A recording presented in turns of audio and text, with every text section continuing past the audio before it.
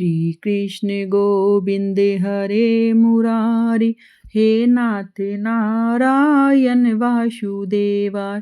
जय श्री कृष्ण भक्तों, भगवान विष्णु और माँ महालक्ष्मी आप सभी की सभी मनोकामनाएं पूरी करें। आइए आज सुनते हैं वैशाख मास का अध्याय 23।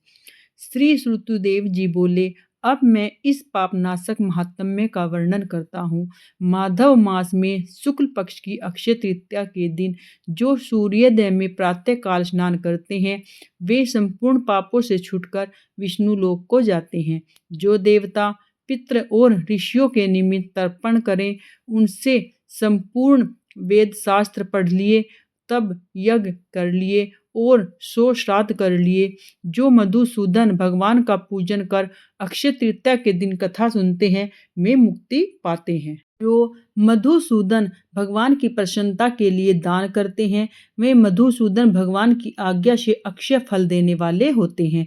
यह तिथि देवता, ऋषि, पितृपक्ष की है। इसमें सनातन धर्म करने पर देवता, पितृपक्ष और ऋषियों की तृप्ति होती है। इस तिथि की प्रख्यात कैसे हुई, वह मैं तुम्हें बताता हूँ। हे राजन, तुम सावधान होकर सुनो।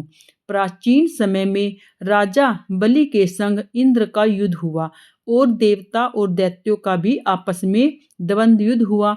इंद्र पातालवासी बलि के जीतकर फिर पृथ्वी पर उत्तत के आश्रम में गया।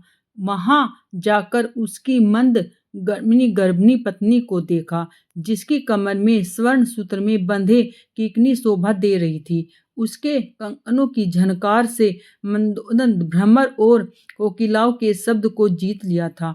अनेक प्रकार के वस्त्र धारण किए हुए वह मधुर जानी और मंद मंद हास्य युक्ता शोभा दे रही थी। कुंभ के सदृश पीन कुचों से जिसकी अपूर्व शोभा हो रही थी, विकसित कमल के समान उसका मुख था और नील कमल के समान नेत्र थे। केतकी के उदर के समान पति और मनोहर गाल वाले परिश्रम से श्वास भरती दीन अक्षण कृति की ओर मुख किए थी। उस पर्यक पर शयन करती हुई देख इंद्र को मोह उत्पन्न हुआ और वह बलपूर्वक उस गर्भिणी स्त्री से भोग करने लगा। तब गर्भस्थ पिंड ने अपने गिरने के से भय से दुखी होकर अपने पांव से योनि मार्ग को ढक दिया, जिससे इंद्र का वीर्य पृथ्वी पर ही गिर पड़ा। तब गर्भस्थ शिशु पर इंद्र का महाक्रोध हुआ और क्रोध के मारे तांबे जैसे लाल नेत्र करके श्राप दिया कि हे बुद्धिहीन, तूने पांव से द्वारा को रोका है, जिससे तू जन्मांध हो। तब इस दीर्घ महापांव से वीर्य संचालन से जयमंत के समान हुआ। इंद्र ऋषि के शाप के भय से शीघ्र ही भागा।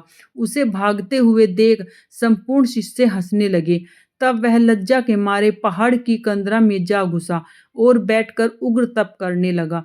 जब इंद्र लज्जा के मारे कंदरा में जा गुम्बा, तो राजा बलि और उसके साथी दैत्यगण गुप्त दूतों द्वारा भेद लेकर देवताओं पर आक्रमण करके अमरावती पूरी दिक्पालों की युति और सब आराध्य तथा स्वामी रहित देवताओं के राज्य को बलपूर्वक भोगने लगे। तब आदि लेकर सब देवता अपने राक्षसों को न देखते भय और बृहस्पति के पास जाए। इंद्र का वृत्तांत पूछने लगे कि हमारा स्वामी कहाँ है। बिना स्वामी के हमारा राज्य पर दैत्यों ने आक्रमण किया है। हे भव, बहुत दिन हो गए, इंद्र क्यों नहीं आए? हे महाराज, हमें बताओ। जहाँ इंद्र होगा हम वहीं पर जाएंगे और प्रार्थना करेंगे।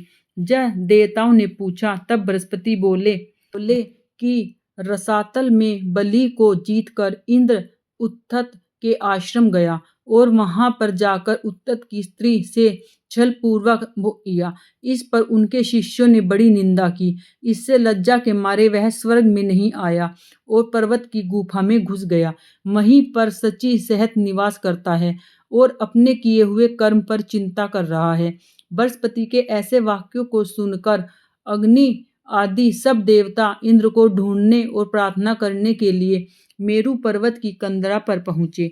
कंदरा पर बैठे हुए इंद्र को देख उसके बल हीर्य का प्रकाश करने वाले लोक विख्यात स्रोतों से उसे प्रसन्न करने लगे। हे इंद्र, हे सब देवताओं के स्वामी, तुमको नमस्कार है। तुम्हारे बिना हमको दैत्यों ने बड़ा क्लेश दिया है, जिससे हम स्थान भ्रष्ट होकर दुख के मारे जगह जगह घूम रहे हैं। अतः तुम चलकर शत्रुओं का दमन करो। ऐसी स्तुति सुन इंद्र गुफा से बाहर आया। लज्जा के मारे नेत्र पृथ्वी की ओर कर कमर झुकाकर देखने लगा। दुख के मारे कंठ भर आया, जिससे मुख से कुछ भी न कह सका। यह सब देख बृहस्पति जी बोले, हे इंद्र, तुम शंका क्यों करते हो? संपूर्ण जगत कर्मधीन है। मान अपमान, सुख दुख, लाभ हानि, हार जीत सब पूर्व जन्म से कर्मों के अनुरोध से होता है। प्राणी कर्मों के अनुसार ही चलता है। देव योग से काल पाकर दुख अपने आप उपस्थित होता है। बुद्धिमान मनुष्य दुख पड़ने पर कुछ चिंता नहीं करते हैं और सुख से प्रसन्न नहीं होते हैं। इसलिए तुमको यह दुख प्रारब्ध से ही मिला है। हे इंद्र, इस दुख को पाकर तुम्हें सोच करने योग्य नहीं हो। गुरु की बात इंद्र ने कहा, हे मानद, हे परित्रिगमन के दोष से मेरी बलवीर्य, यश, मंत्र शक्ति, शास्त्र शक्ति, विद्या शक्ति सब नष्ट हो गई है। इन सबको खोकर मैं यहाँ गुप्त निवास कर रहा हूँ। इंद्र की यह बात सुन बृहस्पति सहित सब आपस में उसको फिर बल देने का विचार करने लगे। तब बृहस्पति जी कहने लगे कि हे मधुसूदन, भगवान को प्रिय वैशाख मास में सभी तिथियां बड़ी पुण्य रूप हैं। इस शुक्ल पक्ष की तृतीया अक्षय तृतीया है। जो इस तिथि में श्रद्धा पूर्वक स्नान आदि दान करता है, निसंदेह उसके सहस्त्रों पाप नष्ट हो जाते हैं तथा बलवीर्य और ऐश्वर्य अत्यंत बढ़ते हैं।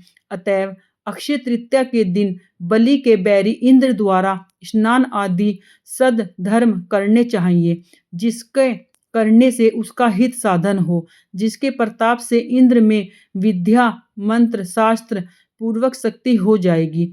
बल, वीर्य और यश भी पूर्ववत बढ़ जाएगा। देवताओं समेत बृहस्पति ने ऐसा विचार कर इंद्र से वैशाख धर्म कराए। अक्षय तृतीया के दिन भुक्ति और मुक्ति देने वाले धर्मों से पूर्वव्रत बल और वीर्य बढ़ गए तथा स्त्री गमन का दोष भी तत्काल नष्ट हो गया।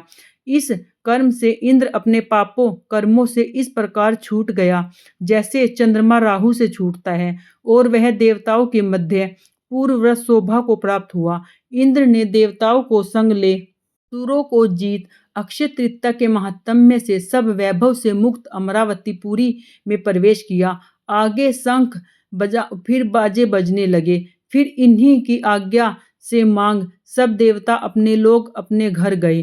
पूर्वव्रत यज्ञादि में अपना अपना भाग लेने लगे और पितृपक्ष पूर्ववत पिंड भाग प्राप्त करते हुए मुनि स्वास्थ्य में तुष्ट हुए। राक्षसों को पराजित होने पर तभी संसार में यह अक्षय तृतीया इतनी प्रख्यात है। यह देवता, ऋषि, पितृगण सबको संतोष देने वाली है, अतः यह सब कर्मों को काटने वाली है, तो पुण्यतम है। यह अक्षय तृतीया मनुष्यों को भक्ति और मुक्ति देने वाली है। तो यह थी वैशाख मास की अध्याय की कथा 23 दिन की। आज यहीं पर समाप्त करते हैं कथा। अगली कथा सुनेंगे अध्याय 24 में। तो आपको कथा अच्छी लगी है, प्लीज़ चैनल को लाइक करें, शेयर करें, सब्सक्राइब करें और ऐसी ही कथाओं से जुड़े रहने के लिए चैनल से हमेशा जुड़े रहें। कमेंट में जय श्री कृष्णा लिखकर अपनी हाजिरी अवश्य लगाएं। राधे राधे।